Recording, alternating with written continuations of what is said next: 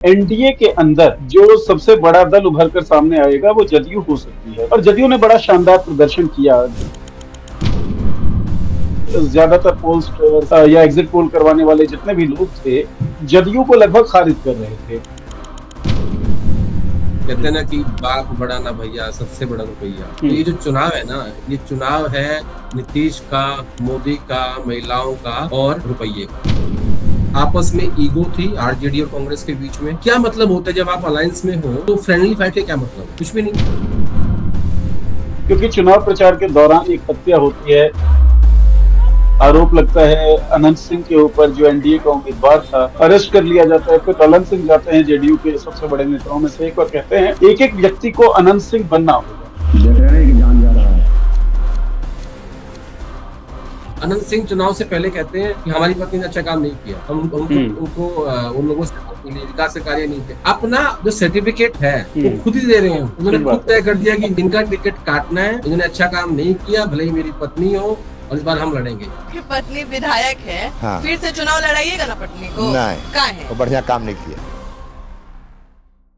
आदेश रावल जी हमारे साथ हैं, जिनके विश्लेषण, जिनकी विवेचना और जिनकी कहानियां आप सब लोग सुनना चाहते हैं, वो किस तरीके से डिकोड करते हैं चीजों को। बड़ा इंटरेस्टिंग डिकोड ये रहेगा बिहार इलेक्शन के चुनाव परिणामों का। आदेश जी, बहुत बहुत स्वागत आपका। Thank you Neeraj. क्या सर आपको ये नहीं लगता है कि पैसों का एक मामला तो है ही, प्रबंधन के दृष्टि से कहीं पर ये कमजोर रह गए हैं? दूसरी बात, वोट चोरी की जितनी बातें हम लोग सुनते रहे, राहुल गांधी ने जो प्रेजेंटेशन कर्नाटक के लिए दिया या महाराष्ट्र के लिए दिया, उसके बाद वोटिंग से एक दिन पहले वो हाइड्रोजन बॉम्ब लेकर आए हरियाणा के लिए, क्या उसमें कोई सब्सटेंस नहीं है, या फिर इन रिजल्ट्स में आपको वोट चोरी की भी कोई धमक सुनाई दे रही है? नहीं, देखिए, वोट चोरी अगर होती, मतलब अगर ये विषय जनता के बीच में होता, तो मुझे लगता है कि जनता बहुत समझदार है। चुनाव परिणाम भी बता रहे हैं चोरी का कोई विषय बिहार में काम नहीं किया। आपने जो यात्रा निकाली 15 दिन की, 16 दिन की, वो आपने यात्रा निकाल ली, आप जनता के बीच गए, लेकिन उसके बाद वो जो विषय था वो उन 15 दिन में ही जीवित रहा। उसके बाद उसने दम तोड़ दिया, और उसके बाद इनको लगा कि रोजगार के विषय पे जनता के बीच जाएंगे, लेकिन बिहार के युवाओं ने, बिहार की जनता को ये लगा कि ये जो वायदा रोजगार को लेके हो रहा है, ये तो ये देंगे।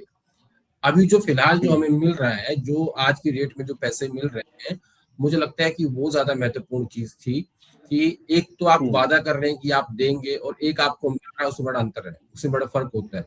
आजकल की राजनीति जनता भी समझती है, और जनता बिल्कुल ऐसी होगी जैसे इंस्टेंट गीजर होता है ना, कि आपने ऑन किया और गर्म पानी चालू, तो ऐसी पॉलिटिक्स हो गई है।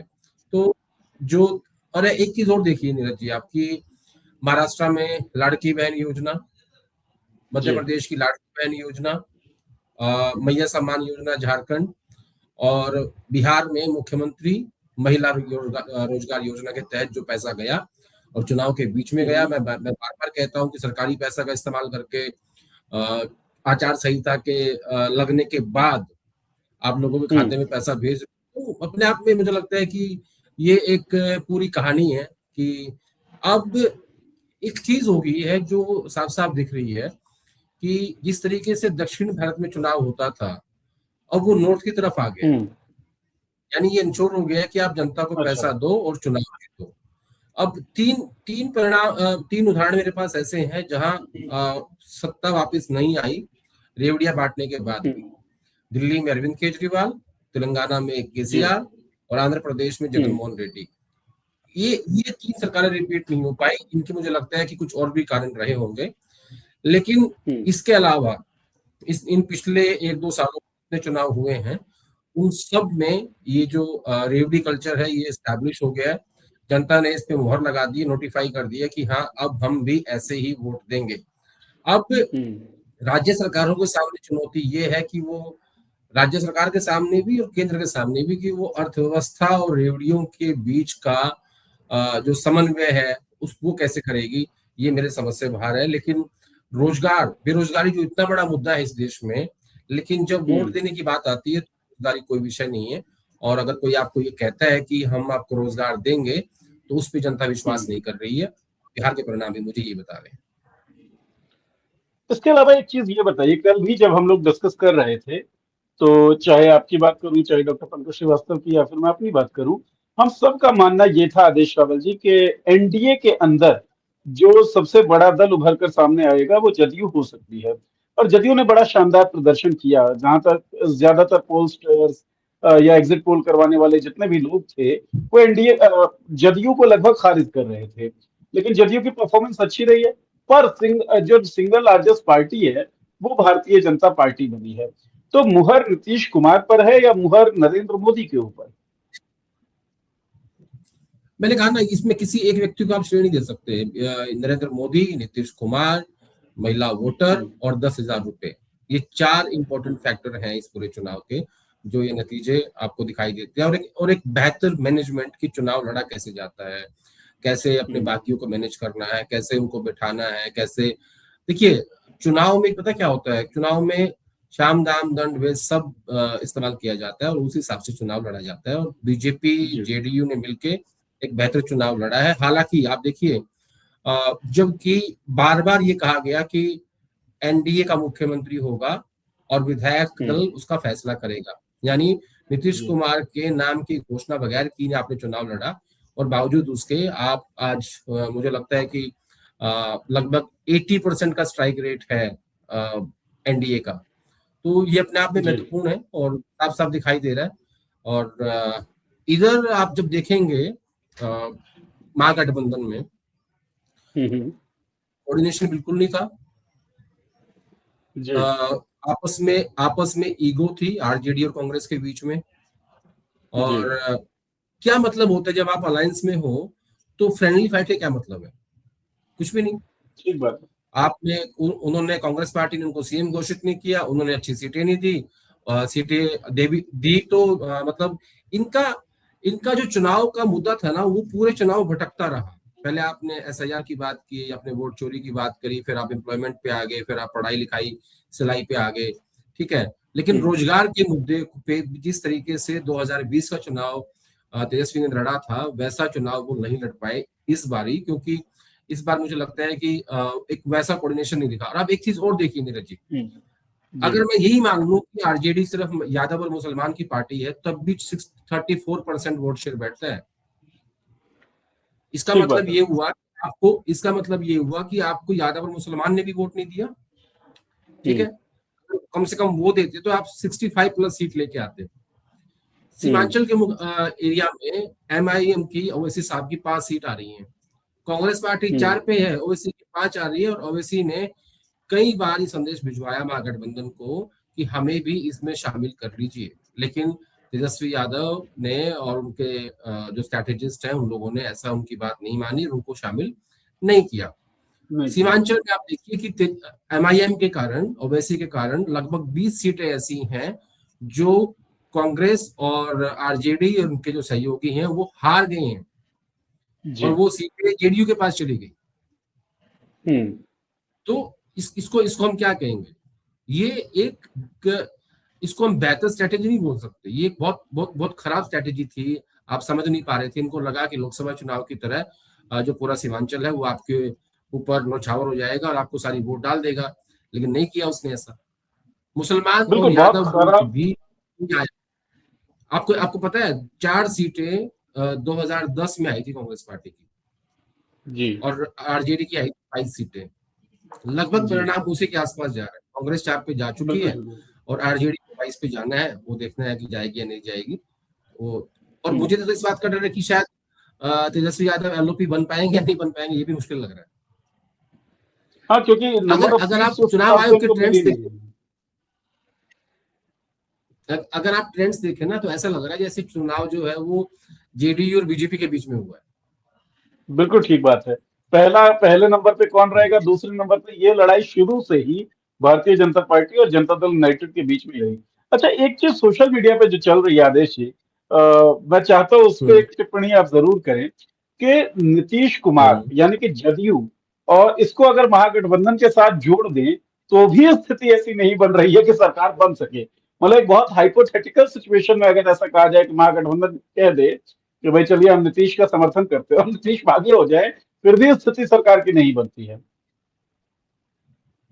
तो हाँ, तो वो जो लोग कह रहे हैं कि भाई सरकार बन जाएगी, नहीं नहीं, ये सवाल वहां से आ रहा है कि जो लोग ये कह रहे हैं कि अगर नीतीश कुमार को मुख्यमंत्री नहीं बनाया तो फिर सरकार बनेगी नीतीश कुमार की और आरजेडी की। देखिए, ये संभव नहीं है। ये संभव इसलिए नहीं है कि सरकार जो है वो केंद्र में जेडीयू के समर्थन से केंद्र सरकार चल रही है, मोदी सरकार। दूसरा जो इसमें महत्वपूर्ण बात है कि अब मुझे ऐसा लगता है इस पॉइंट पे आके कि शायद बीजेपी पहली बार बिहार में अपना मुख्यमंत्री बनाने में सफल हो जाएगी और वो कोशिश भी करेंगे कि उनका मुख्यमंत्री बने।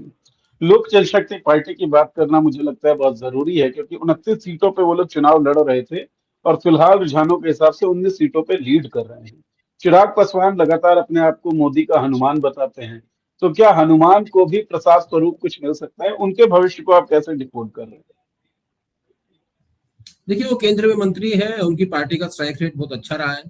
29 सीट मिली थी, एक का नॉमिनेशन रद्द हो गया, तो 28 सीटों में से अगर आप 21-22 सीट ले रहे हो तो मुझे लगता है कि बहुत बेहतर परफॉर्मेंस रहा है और उन्हें मुझे लगता है कि सम्मानजनक स्थिति में रखा जाएगा सरकार के भीतर बिहार में भी, तो उनके हिस्से का शेयर उनको मिल जाएगा। और मुझे ये नहीं लगता कि चिराग पासवान जो है वो फिलहाल बिहार की पॉलिटिक्स में जाएंगे, वो उनके लोगों को मंत्री बना दिया जाएगा, लेकिन स्ट्राइक रेट मैं कहूंगा कि बहुत अच्छा रहा है एलजेपी का प्रदर्शन बड़ा शानदार है। अच्छा, मोकामा सीट पे बात करनी आदेश जी बहुत जरूरी हो जाती है, क्योंकि चुनाव प्रचार के दौरान एक हत्या होती है, आरोप लगता है अनंत सिंह के ऊपर जो एनडीए का उम्मीदवार था, अरेस्ट कर लिया जाता है। फिर ललन सिंह जाते हैं जेडीयू के सबसे बड़े नेताओं में से एक और कहते हैं एक एक व्यक्ति को अनंत सिंह बनना होगा। अब जब परिणाम आ रहे हैं तो अनंत सिंह जीत चुके हैं मोकामा विधानसभा, तो ये जो बाहुबल तंत्र है, हालांकि जो दूसरी तरफ खड़ी उम्मीदवार थी वीणा देवी, वो भी एक बाहुबली की ही पत्नी थी, लेकिन फिलहाल चुनाव प्रचार के दौरान एक हत्या होती है, एक कैंडिडेट पर आरोप लगता है कि उसने हत्या करवाई, वो अरेस्ट कर लिया जाता है, बावजूद उसके वो जीत जाता है। ये कैसा तंत्र है? यही तो लोकतंत्र है।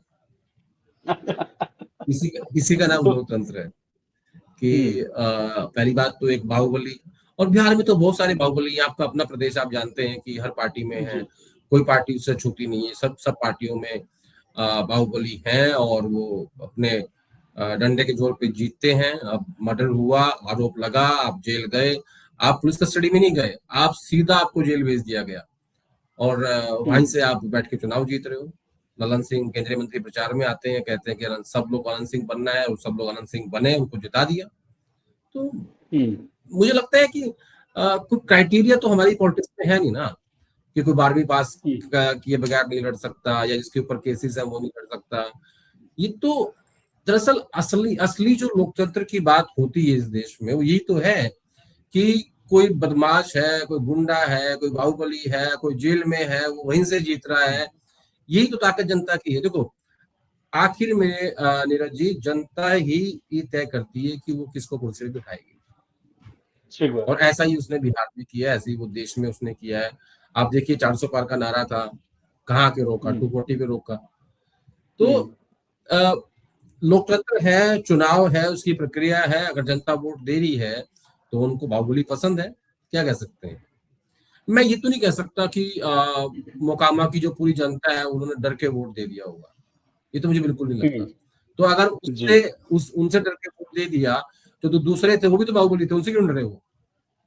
ठीक बात है। तो कहीं ना कहीं अच्छा, दूसरा चीज देखो, बड़ी इंटरेस्टिंग बात है, अनंत सिंह चुनाव से पहले कहते हैं कि हमारी पत्नी ने अच्छा काम नहीं किया, हम उनको उन लोगों से विकास से कार्य नहीं किया।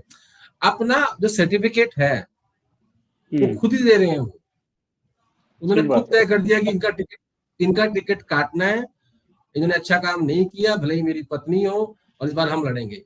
तो वो जो एंटी इनकम्बेंसी थी उनकी पत्नी की, उसको तो उन्होंने खुद ही साफ कर दिया। जब खुद ही कह दिया अनंत सिंह ने कि मेरी पत्नी ने अच्छा काम नहीं किया, तो जनता कहती उससे पहले उन्होंने एंटी इनकम्बेंसी को किल कर दिया और खुद चुनाव जीत गए और अब जेल में है विधायक जी। हो सकता है सर्टिफिकेट लेने आए डीएम साहब के पास, या क्योंकि बड़े आदमी है, या फिर डीएम साहब खुद जाए जेल में सर्टिफिकेट देने। ले लीजिए भैया आपका सर्टिफिकेट, आपका ही विधानसभा, आपका ही तंत्र। अनंत सिंह के साथ ये खेल हो सकता है। पर अब एक चीज समझाइए, क्योंकि आपने कहा और कई बार हम ये बात करते हैं कि मैं उस प्रदेश से आता हूँ। बेरोजगारी उस प्रदेश की हकीकत है, पलायन उस प्रदेश की हकीकत है। और बेरोजगारी या पलायन, इस तरह की जो भी समस्या है, वो जो सत्तारूढ़ पार्टियां होती हैं, उसको इसका नुकसान झेलना पड़ सकता है, झेलना चाहिए, क्योंकि सत्ता में वो लोग बैठे हुए हैं। लेकिन वो झेल नहीं रहे हैं, बल्कि हमको दिख रहा है रिवॉर्ड। तो क्या जो डायरेक्ट बेनिफिट ट्रांसफर हुआ आदेश जी, वो उसके कारण से अगर ये परिणाम आए हैं, तो ये मान लेना चाहिए कि बेरोजगारी या पलायन जैसे जो इश्यूज हैं, वो अब रेलिवेंट रहे ही नहीं? देखिए, परिणाम तो यही कहते हैं कि भाई बेरोजगारी का जो विषय है या पलायन का जो विषय है वो इतना महत्वपूर्ण नहीं है। आखिर में लोगों ने ये बता दिया कि जो असली मोटिवेशन जीवन में है वो पैसा है। अगर पैसा आपको मिल रहा है तो आप राजी हैं। आपको ओल्ड पेंशन स्कीम मिल रही है बुजुर्गों वाली, आपको किसान सम्मान निधि मिल रही है, आपको मुफ्त बिजली मिलेगी, आपको 10,000 चुनाव के बीच में मिल गया। 30,000 करोड़ रुपए सरकार के पास थे भी नहीं, कर्ज लेके दिए। ये तो एक ट्रेंड सेट कर रहे हैं। आगे जो विधानसभा चुनाव आएंगे जिन जिन राज्यों के, आप देखना कि उसको 10,000 से बढ़ा के 15, 16, 17, 18,000 करना पड़ेगा, और ये चुनाव के बीच में करना पड़ेगा। ये तो हिंदुस्तान की राजनीति में बहुत खतरनाक ट्रेंड सेट हो रहे हैं कि आप पैसा दो और वोट लो। इसके हमारे देश की अर्थव्यवस्था पे बहुत दूरगामी परिणाम होने वाले हैं। हालांकि पीएम खुद ही ये बात बोल चुके हैं कि जो रेवड़ी कल्चर है वो देश के लिए खतरनाक है।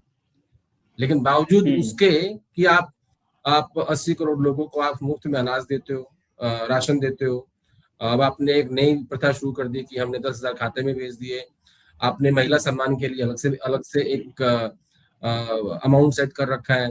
ओल्ड पेंशन स्कीम है, विधवा पेंशन स्कीम है, जो जिनके जो क्या कहते हैं उसको मुझे याद नहीं आ रहा, एक और स्कीम है ऐसी ही। तो ऐसी इतनी सारी जिनको हम वेलफेयर स्कीम कह रहे हैं, बेसिकली वो वेलफेयर स्कीम अब तब्दील हो चुकी है रेवड़ियों में, और जनता को उसमें मजा आ रहा है। तो आप किसी को जनता को मिल रहा है, जनता इतने में ही खुश है। हाँ, ये परिणाम ये बता रहा है कि जनता खुश है। ठीक बात है। ये परिणाम, इस परिणाम में जनता जोर जोर से हंस रही है। कि आप लोग करते रहिए मुद्दों की बात, मुद्दे बहुत ज्यादा प्रासंगिक नहीं होंगे, डायरेक्ट बेनिफिट हमको कैसे मिल रहा है, डायरेक्ट असर कैसे पड़ रहा है, तो उस पर ध्यान दिया जाएगा। अच्छा, मैं इलेक्शन कमीशन की वेबसाइट को लगातार रिसर्च कर रहा, बड़ी इंटरेस्टिंग चीज मुझे आदेश जी दिखी है।